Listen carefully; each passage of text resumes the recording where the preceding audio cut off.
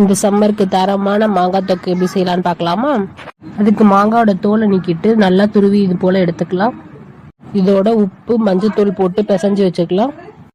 இப்போ இது அப்படியே இருக்கட்டும். கொஞ்சம் நல்லெண்ணெய் சேர்த்து பெருங்காயம் காஞ்ச மிளகாய் சேர்த்து நல்லா வறுத்து எடுத்துக்கலாம்.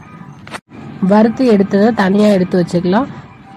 திரும்பவும் அதே எண்ணெய் சட்டியில் கொஞ்சம் எண்ணெயை ஊற்றி வெந்தயம் கடுகு நல்லா வறுத்து எடுத்துக்கலாம். ஏற்கனவே எடுத்து வச்ச பட்டை மிளகா பெருங்காயத்தோட இதையும் சேர்த்து பொடியாக அரைச்சி வச்சுக்கலாம்.